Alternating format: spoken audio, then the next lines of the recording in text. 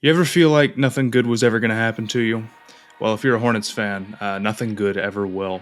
I thought going into this offseason that if they played their cards right, and they had like two top 15 picks, and they got the new coach, and everything went well, they could be competing to win 50 games next year. And I don't think that was an unreasonable take. But instead of doing that, they had the worst, most embarrassing offseason of any NBA team by a pretty long shot, I'm afraid. You could argue maybe the Nets are worse, but they're just kind of blowing it up rather than like truly like a disaster happening like it did with the Hornets. So I just wanted to talk a little bit about like what I think the expectations for them are now that, Atkinson backed out and the stuff with Miles Bridges happened. I've been putting off talking about it for a little bit. I don't think that it's the end of the world for the Hornets. And I realize that maybe that's bogus of me to say because I was preaching that the Hornets needed to bring Miles back no matter what, obviously, before everything happened. And that how badly they needed him and how important he was to the future of the team. And there's definitely some truth to that. Like, I'm not going to lie. It's obviously an issue that's more important than just like the team perspective of it for the Hornets, right? Like that's kind of secondary. But if you're looking at it from that, 100%, right? Like it's brutal. But instead of looking at the Hornets as a team that was on the timeline to be like seriously competitive in the playoffs as soon as this season, I now view them more as a team that is on the timeline of like the Detroit Pistons or the Houston Rockets or the Orlando Magic. And that sucks, but like the Pistons have a nice future still. Like the Rockets have a nice future still. Orlando has a nice future still.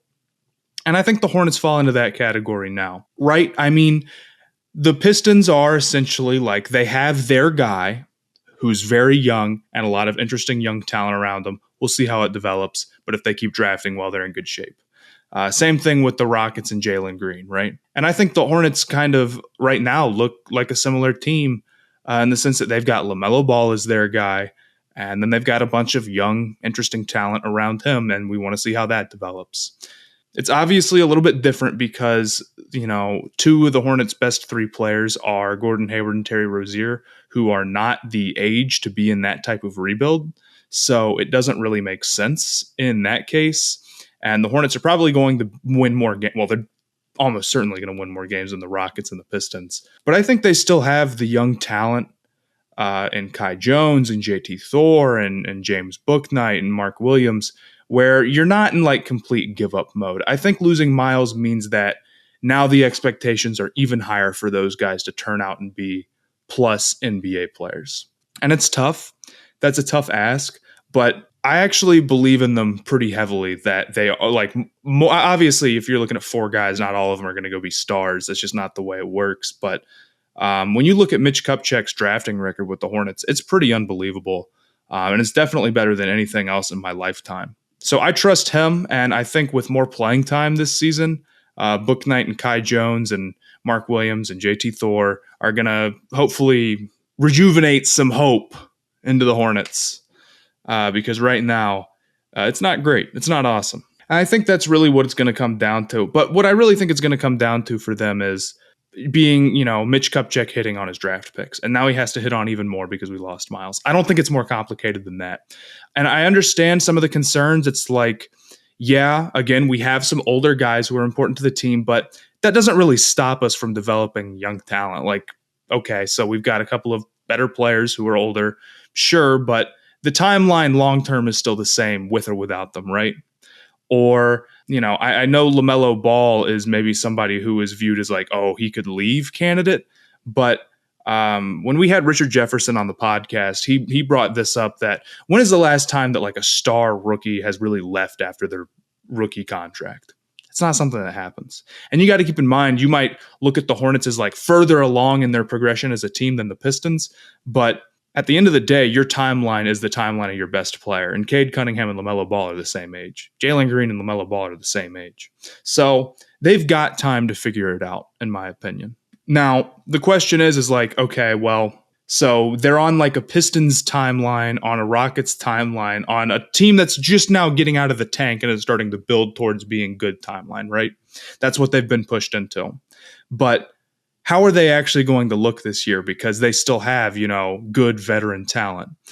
And I think the answer is probably hovering around 35, 40 wins. And I think a lot of that comes down to what the goals of the team are and what the goals of Steve Clifford are. That whole situation obviously looks pretty bad. I mean, is there a more Hornets thing you can do than having one coach sign on and then be like, never mind, I'm ditching you guys, and being like, okay, we're going to go back to our old coach? On paper, that doesn't look great, fellas. But I'm actually pretty excited for Steve Clifford. He gets a bad rap, but when you look at like his history with Orlando and the Hornets, it's really not that bad. He is good at getting rosters with middling talent into the playoffs. And at this point, maybe you don't know if that's the goal of the Hornets, but if they're hanging on to Hayward and Rozier, it would seem like that's still what they're making the push for. So, which is what's so weird about the team in general. It's like they could be building like the Pistons and the Rockets, but they have these vets and they're still trying to make the playoffs because they don't want to like take a step back. And it's a really weird spot to be in. But with Clifford, I mean, you saw with Orlando, he gets hate for that, but he got like, a pretty mediocre roster to the playoffs multiple times. And then the year that he didn't, they basically just blew up the roster at the trade deadline. It's like, well, that roster did need to be blown up anyway. So I don't know if I blame him for that. He put together pretty strong defenses without crazy personnel. And I think our defensive personnel is going to be better this year. So I think it can only go up with Charlotte, obviously. He created offenses that were centered around Vucevic and offenses that were centered around Kemba Walker, so he knows that he can make the star a focal point of the offense. I don't know if he's some offensive mastermind, but if his idea is to just put the ball in LaMelo's hand and let him cook, I'm not really going to be too mad about that.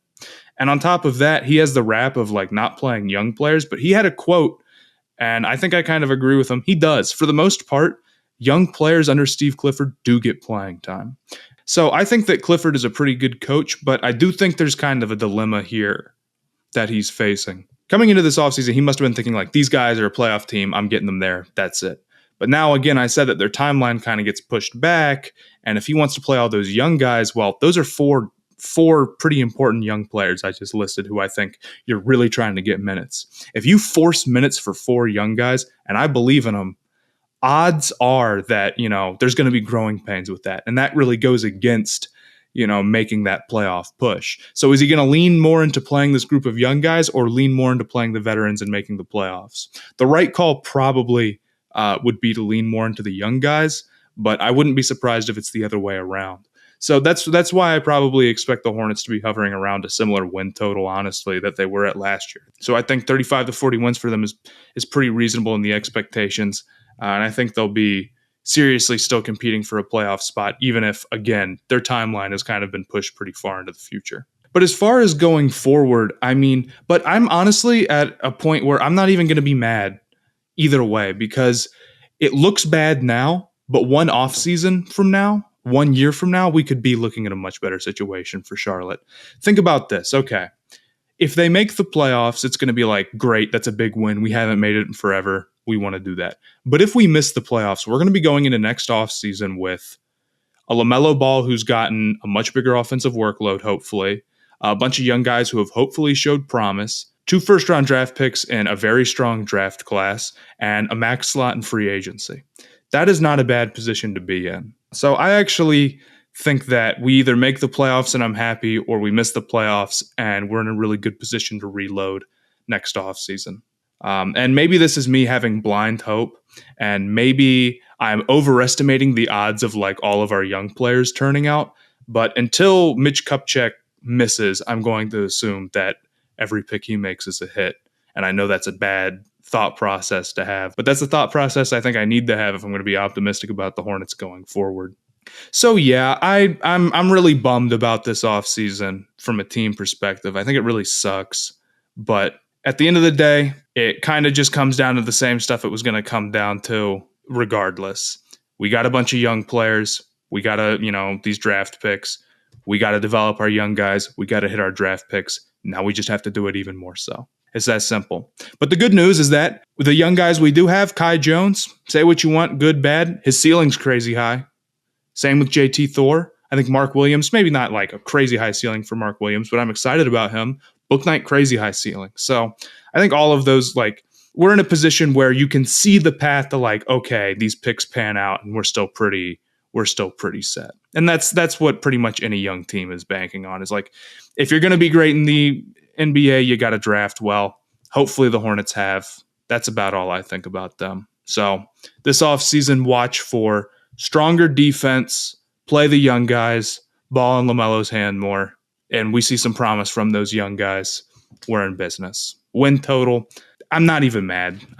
Win total, I don't even care. I'm not even going to be mad at them regardless. Like, they got usually, and this is what bothers me about this time so much. Usually when the Hornets do something terrible or something stinks or they mess up in an offseason, it's their fault. And this is the one year where it's like they got dealt a bad hand, and it really isn't. And now Mitch Kupchak gets too much hate on Twitter, and I feel bad for him because I think he's a good GM. But that's about all I have to say about that. Thank you guys for sticking around to watch me talk about how sad the Hornets are right now. Make sure to do all the other stuff you're supposed to do on YouTube videos, like, comment, subscribe, all that good stuff, and make fun of me in the comments for saying that the Hornets had a shot to win 50 games. I'll see y'all next time.